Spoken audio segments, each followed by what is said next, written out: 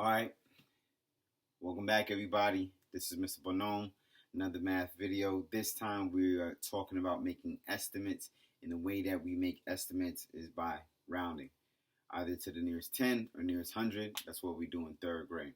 It makes sense. Maybe you're on the go, you need to make a quick calculation, and you don't have enough time to do a lot of exact numbers.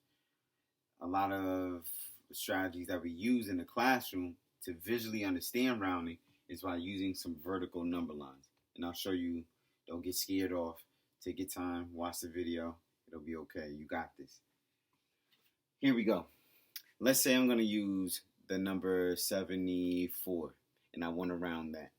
That'll be my first number. 74. And I want to round it either to the nearest 10 or 100. Because there are no hundreds in here, it makes more sense to round it to the nearest 10. Okay? So I'm going to put tens up here.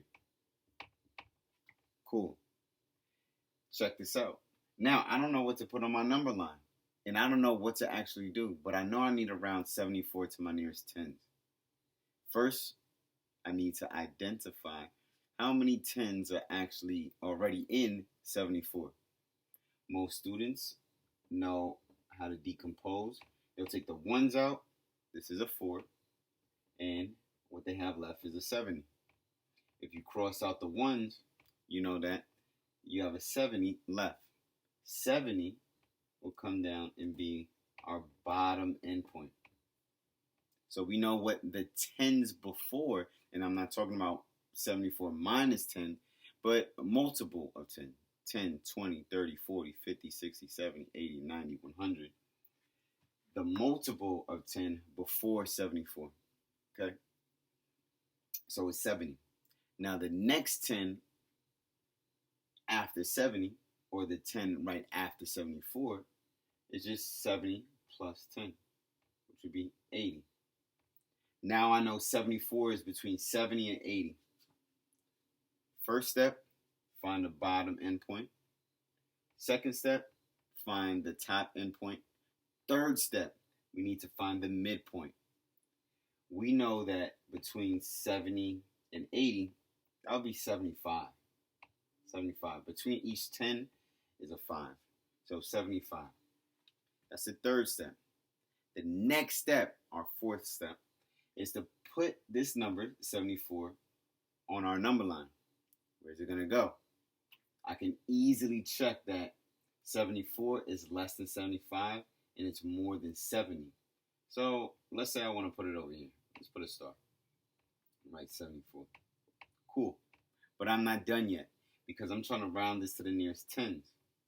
I can visually see that 74 is not going to round up. It's too far.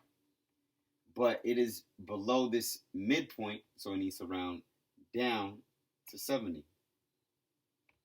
So I circle that, and my final answer would be that 74 is about, this sign means about 70.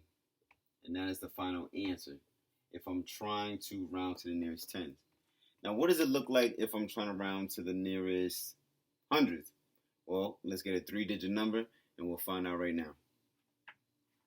Let's say I'm doing 536. 536. And with 536, what we have right here are 3 digits. I see it has a 6. This 3, the value is a 30. And this 5 is actually a 500. So the value is 500. We need to find the bottom endpoint. What is the 100? So we're doing hundreds over here. What is the hundreds that comes right before 536? Well, we already know it is 500. Now, what is the hundreds right after 536? The next hundreds. We're not adding 100. The next hundreds. 500. I go to the top. This has to be 600. It's the next hundreds. My next step, I have my bottom endpoint, my top endpoint. Next, I mean my midpoint. So what's between 500 and 600? Of course, 550. Because between each 100 is a 50. Between each 10 is a 5. You see the connection? Now, this helps me visually see where 536 is going to go. I'm not going to put 536 up there. That doesn't make sense, right? Because it's not more than 550. Doesn't make sense. So, I would take this. 536 could be over here. It's not too close to 500. It's not too close to 550, but it's in between. This helps me now see if 536 is going to round down or round up. It looks like it's a long distance from 600. It's actually closer to 500. So it is going to round down. That means 536 is about 500.